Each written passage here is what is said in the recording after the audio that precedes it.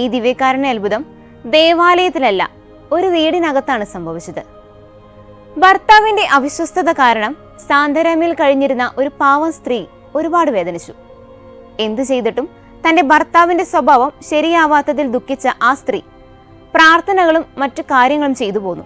പക്ഷെ എന്തു ചെയ്തിട്ടും ഭർത്താവ് വിശ്വാസത്തിലേക്ക് വരുന്നില്ല. ഭർത്താവിനെ തിരികെ ലഭിക്കുന്നതിന് വേണ്ടി അവസാനം അവൾ ഒരു മന്ത്രവാദിനിയുടെ സഹായം തേടാൻ തീരുമാനിച്ചു. മന്ത്രവാദിനിയെ തേടിയിറങ്ങിയ ആ സ്ത്രീ ഒടുവിൽ മന്ത്രവാദിനിയെ കണ്ടെത്തുകയും തന്റെ ഭർത്താവിന്റെ കാര്യങ്ങളെല്ലാം മന്ത്രവാദിനിയോട് പറയുകയും ചെയ്തു.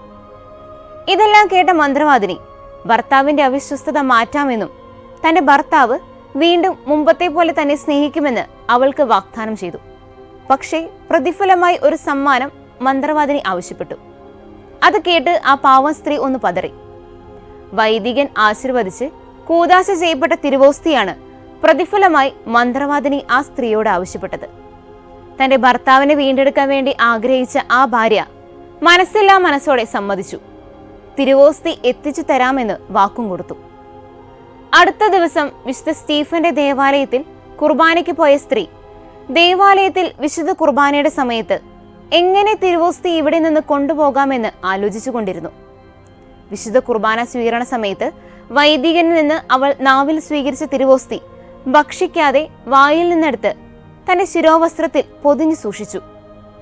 തുടർന്ന് വിശുദ്ധ കുർബാനയ്ക്ക് ശേഷം മന്ത്രവാദിനിയുടെ അടുത്തേക്ക് മോഷ്ടിച്ച തിരുവോസ്തിയുമായി അവൾ യാത്ര തിരിച്ചു. അവളുടെ കൈകളിലിരുന്ന് ശിരോവസ്ത്രം നനയുന്നത് പോലെ അവൾക്ക് അനുഭവപ്പെട്ടു. അവൾ കയ്യിലിരുന്ന തുണി തുറന്നു നോക്കിയപ്പോൾ അത്ഭുതമെന്ന് പറയട്ടെ, പള്ളിയിൽ നിന്ന് മോഷ്ടിച്ച തിരുവോസ്തിയിൽ നിന്ന് രക്തം വരുന്നു. പിന്നീട് തിരുവോസ്തിയിൽ നിന്ന് രക്തമൊഴുകി ശിരോവസ്ത്രം മുഴുവൻ രക്തത്താൽ നിറഞ്ഞു. തിരുവോസ്തിയിൽ നിന്ന് രക്തത്തുള്ളികൾ താഴേക്ക് വീഴാൻ തുടങ്ങി. ആ സ്ത്രീയുടെ കൈകളിൽ രക്തക്കറ കണ്ടപ്പോൾ അവർക്ക് എന്തോ അപകടം സംഭവിച്ചു എന്ന് കരുതി കൂടെയുണ്ടായിരുന്ന യാത്രക്കാർ അവളെ സഹായിക്കാൻ വന്നപ്പോൾ അവൾ ഭയന്ന് മന്ത്രവാദിനിയുടെ അടുത്ത് പോകാതെ വീട്ടിലേക്ക് ഓടിപ്പോയി. രക്തം പുരണ്ട തിരുവോസ്തിയും ശിരോവസ്ത്രവും എന്ത് ചെയ്യണമെന്നറിയാതെ അവൾ ഭയപ്പെട്ടു. ഒടുവിൽ ഇതെല്ലാം രഹസ്യമായി സൂക്ഷിക്കാൻ തീരുമാനിച്ച് മുറിയിലെ മരം കൊണ്ട് നിർമ്മിച്ച ഒരു പെട്ടിക്കുള്ളിൽ അവൾ അത് ഒളിപ്പിച്ചു വെച്ചു. ഭർത്താവ് അന്ന് വൈകുന്നേരം വൈകി എത്തിയപ്പോൾ അവൾ ഒന്നും മിണ്ടാതെ ഉറങ്ങാൻ കിടന്നു. അവളുടെ പാപത്തിന്റെ കുറ്റബോധം അവളെ വേദനിപ്പിച്ചു. ഒരുപക്ഷെ തിരുവോസ്തിയിൽ നിന്ന് രക്തം പുറത്തേക്ക് ഒഴുകിയാലോ എന്ന് പോലും അവൾ കരുതി. അന്ന് രാത്രി അവളും ഭർത്താവും കിടന്നുറങ്ങുമ്പോൾ മുറിയിൽ വലിയൊരു പ്രകാശം. തങ്ങളുടെ മുറി പകൽ പോലെ പ്രകാശിക്കുന്നത് കണ്ട് അവർ അതിശയപ്പെട്ടു. ഈ പ്രകാശം എവിടെ നിന്നാണ് വരുന്നതെന്ന് നോക്കിയപ്പോൾ അത് പെട്ടിക്കുള്ളിൽ നിന്നാണെന്ന് അവർക്ക് മനസ്സിലായി. ഇതെല്ലാം കണ്ട് ഒരുപാട് പേടിച്ച ഭാര്യ സംഭവിച്ചതെല്ലാം ഭർത്താവിനോട് പറഞ്ഞു.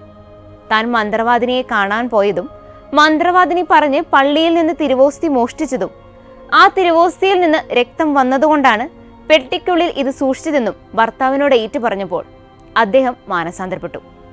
നേരം വെളുക്കുന്നതുവരെ ഇരുവരും മുട്ടുകുത്തി തിരുവോസ്തിക്ക് മുമ്പിൽ പ്രാർത്ഥിച്ചു. പിറ്റേന്ന് രാവിലെ തന്നെ അവർ പള്ളിയിലെ വൈദികനെ വിവരമറിയിച്ചു. സംഭവം അറിഞ്ഞ വൈദികൻ ഉടൻ തന്നെ വീട്ടിലേക്കെത്തി. പട്ടണവാസികൾക്കിടയിൽ വാർത്ത പെട്ടെന്ന് പരന്നു. സംഭവിച്ചതെല്ലാം കേട്ട് ആളുകളും ഓടിക്കൂടി. മരപ്പെട്ടിക്കുള്ളിൽ രക്തമൊഴുകുന്ന തിരുവോസ്തി വൈദികൻ കണ്ടു. ഇതൊരു അത്ഭുതമെന്ന് വിശ്വസിച്ച വൈദികൻ രക്തം വാർന്നൊഴുകുന്ന തിരുവോസ്തി പള്ളിയിലേക്ക് മാറ്റാൻ തീരുമാനിച്ചു. അങ്ങനെ നിരവധി പുരോഹിതരുടെയും വിശ്വാസികളുടെയും അകമ്പടിയോടെ പ്രദക്ഷിണമായി തിരുവോസ്തി പള്ളിയിലേക്ക് കൊണ്ടുപോയി. പള്ളിയിലെത്തിച്ച തിരുവോസ്തിയിൽ 3 ദിവസം തുടർച്ചയായി രക്തം ഒഴുകിക്കൊണ്ടേയിരുന്നു. വിശ്വാസികൾക്ക് കാണാൻ കഴിയുന്ന വിധത്തിലായിരുന്നു അപ്പോഴെല്ലാം തിരുവോസ്തി ദേവാലയത്തിൽ വെച്ചിരുന്നത്. പിന്നീട് വൈദികൻ മെഴുകുതിരികൾ ഒരുക്കിയുണ്ടാക്കിയ ഒരു പേടകത്തിൽ ഈ തിരുവോസ്തി വെച്ച് സക്രാരിക്കുള്ളിൽ സൂക്ഷിച്ചു.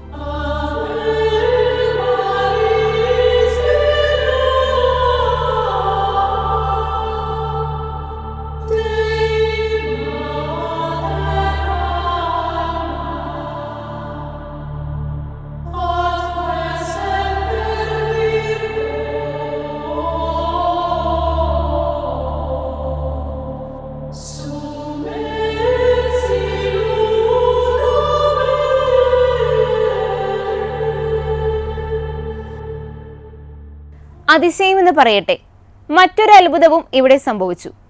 1340 രക്തം വാർന്ന തിരുവോസ്തി കാണാൻ തുറന്നപ്പോൾ തിരുവോസ്തി സൂക്ഷിച്ച മെഴുകുപാത്രം തകർന്ന് കഷ്ണങ്ങളായി കിടക്കുന്നതായി കണ്ടു. മാത്രമല്ല തിരുവോസ്തിയും രക്തവും ഒരു ക്രിസ്റ്റൽ പാത്രത്തിൽ ഇരിക്കുന്നതായി കണ്ടെത്തി. പിന്നീട് 1946 പോർച്ചുഗലിലെ അൽഫോൺസോ നാലാമൻ രാജാവ് ഇതിനെക്കുറിച്ച് വിശദമായി രേഖപ്പെടുത്താൻ ഉത്തരവിട്ടു. ഈ രേഖകളിൽ നിന്നെല്ലാമാണ് ഈ ചരിത്ര സംഭവം ലോകമറിഞ്ഞത്. 1997 അത്ഭുതം സംഭവിച്ച ഈ തിരുവോസ്തി വലിയൊരു ശാസ്ത്രീയ പരിശോധനയ്ക്ക് വിധേയമാക്കി. പരിശോധനയിൽ ഇതൊരു മനുഷ്യന്റെ മാംസമാണെന്നും രക്തമാണെന്നും വിദഗ്ധർ സ്ഥിരീകരിച്ചു.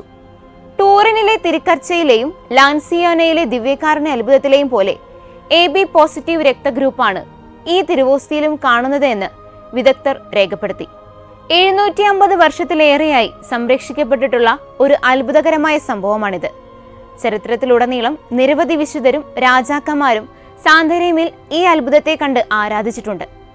1295 1322 ഇത് സന്ദർശിച്ച പോർച്ചുഗലിലെ രാജ്ഞി വിശുദ്ധ എലിസബത്ത് ഉൾപ്പെടെ 16-ാം നൂറ്റാണ്ടിന്റെ മധ്യത്തിൽ ഇന്ത്യയിലേക്കുള്ള തന്റെ മഹത്തായ മിഷണറി യാത്ര ആരംഭിക്കുന്നതിന് മുമ്പ് വിശുദ്ധ ഫ്രാൻസിസ് സേവ്യർ ഒരു തീർത്ഥാടനത്തിനായി സാന്താരേമിലെത്തിയിരുന്നു. എല്ലാ വർഷവും ഏപ്രിൽ മാസത്തിലെ 2ാമത്തെ ഞായറാഴ്ച അത്ഭുതം നടന്ന ദമ്പതികൾ താമസിച്ചിരുന്ന വീട്ടിൽ നിന്ന് ആരംഭിച്ച് പള്ളിയിൽ അവസാനിക്കുന്ന ഘോഷയാത്രയിൽ ദിവ്യകാരുണ്യ അത്ഭുതം കൊണ്ടുപോകും. 1684 മുതൽ ഈ വീട് ഒരു ചാപ്പലാണ്. സെന്റ് സ്റ്റീഫൻ എന്ന പേരിൽ അറിയപ്പെട്ടിരുന്ന ഈ ദേവാലയം ഇന്ന് ഹോളി ഫാമിലി മിറാക്കിൾ എന്ന പേരിലാണ് അറിയപ്പെടുന്നത്.